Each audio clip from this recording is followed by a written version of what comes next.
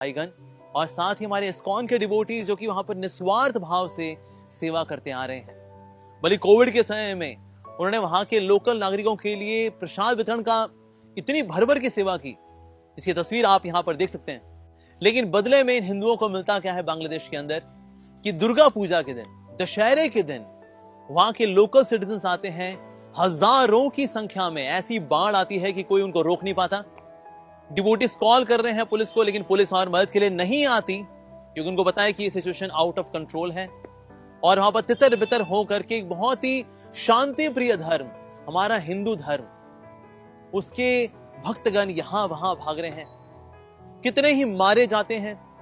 पार्थदास नाम का एक युवा लड़का जो कि 25 साल का है, मंदिर में आकर के सेवा करता था इस्कॉन टेम्पल में, उसकी लाश पौंड में मिलती है। वहां से 2 लाशें और निकाली जा चुकी हैं और अभी पौंड में से कितनी लाशें और निकलेंगी कुछ पता नहीं है।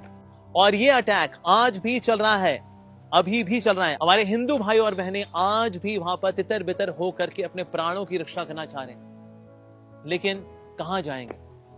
क्योंकि भले ही शेख हसीना जी कहें कि हाँ हम नियंत्रण में लेकर के आ जाएंगे स्थिति को, लेकिन आज भी वही स्थिति है। जहां पर हजारों का हजूम निकलता है वहां पर कोई व्यक्ति क्या कर पाएगा?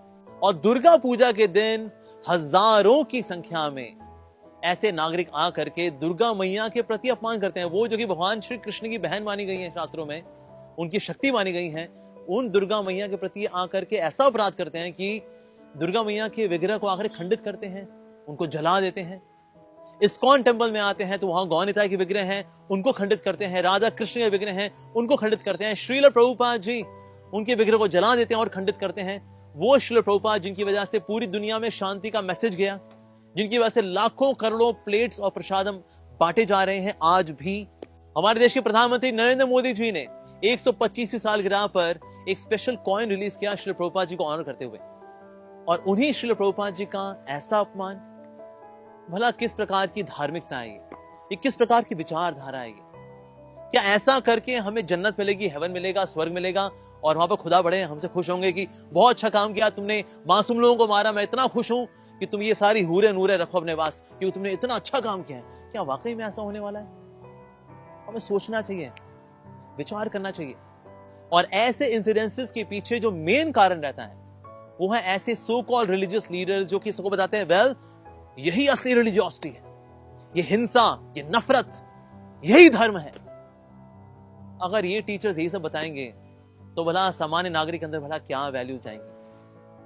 इसलिए ऐसे सो कॉल्ड रिलीजियस स्कूल्स जहां पर हिंसा की सिस्टमैटिक ट्रेनिंग के अलावा और कुछ नहीं दिया जाता, इनमें एजुकेशन को रिवाइज करना चाहिए। और कहीं ना कहीं ये डोमिनेंस की भावना है कि माय वे और हाईवे, जो हमारा कहना नहीं मानता, जो हमारे धर्म की छत्र छाया में नहीं आता, वो सब के सब they all are non believers, ये सब के सब राक्षस हैं, नफरत करो इनसे। ये किस प्रकार की धार्मिक विचारधारा है? इस पे विचार करना चाहिए। सोचिए कितनी विकट परिस्थिति होगी कि उस वक्त इंटरनेट पूरे बांग्लादेश में बंद कर दिया गया ताकि कोई भी वीडियो, किसी प्रकार की इमेज दुनिया तक ना पहुंच सके। यहां पर जो दुष्कार्य हो रहा है होता रहे। बहुत दुख की बात है। हम सब जानते हैं अगर कोई कुरान का अपमान करे तो निश्चित रूप से बहुत ही अपमान है, बहुत ही ज्यादा घनघोर अपराध है। लेकिन बांग्लादेश में ऐसा क्या हुआ कि वहां पर भगवत गीता जलाई गई, कई सारी भगवत गीता जलाई गई, पूरी पूरी शॉप जिसमें सिर्फ भगवत गीता ही नहीं, भागवतम इत्यादि कई ग्रंथ थे, उनको जला दिया गया। क्या ये धार्मिकता है? हमें अपने आप से पूछना चाहिए। लेकिन इस सारे इंसिडेंट्स में खास बात क्या है? ये सेक्युलरवादी, ये सारे इंटेलेक्चुअल्स, इनमें से एक ने भी एक शब्द नहीं बोला आज। पता नहीं आज शायद सोए रह गए या फिर उन्होंने नींद की गोलियां ऐसी नहीं कि दिनों दिन सो रहे हैं वो आज। ऐसे लोग इंडिया में रह करके बहुत बकर बकर बहुत बकवास करते हैं, लेकिन आज ये चुप है। अगर पाल घर के संतों के प्रति कुछ होता है, चुप है। आज से कुछ साल पहले इस्कॉन के डिवोटीज पे अटैक हुआ था, उस वक्त भी चुप थे और आज भी ये चुप है। तो समझ में नहीं आता ये किस प्रकार का इंटेलेक्चुअलिज्म है, किस प्रकार का लिबरल एटीट्यूड है। It is beyond logic actually. So these will are so-called intellectuals and so-called liberals and so-called secular. They are biased. They are biased.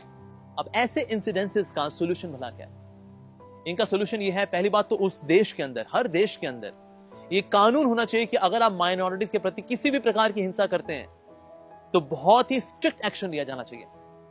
Secondly, particularly इस incidents को लेकर के actually we expect from the Middle East कि वो अपने भाइयों को समझाए बांग्लादेश में कि ऐसी हरकतों से उनके धर्म का नाम विख्यात नहीं होने वाला बल्कि कुख्यात होगा, नाम बदनाम होगा। इसलिए ऐसी हरकतें नहीं करनी चाहिए। इसीलिए मिडिल ईस्ट के भाईगण समझाएं बांग्लादेश के भाइयों को ऐसा मत करो।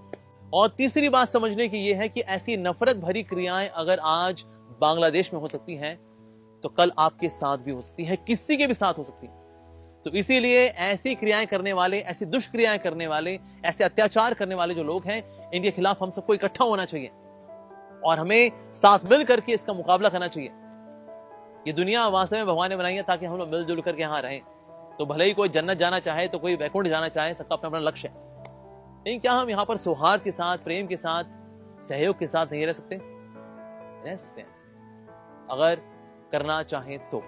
इसलिए हमारा विनम्र निवेदन है बांग्लादेश की गवर्नमेंट से, हमारे देश भारत की गवर्नमेंट से और दुनिया में जितने भी पावरफुल पर्सनैलिटीज हैं, एमिनेंट पर्सनैलिटीज हैं, इकट्ठा हो और साथ मिलकर कुछ करें ताकि बांग्लादेश में रहने वाले हमारे हिंदू भाईगण बहनें, हमारे इस्कॉन के डिवोटी सबके सब सुरक्षा के साथ वहां पर रह सकें, भक्ति कर सकें।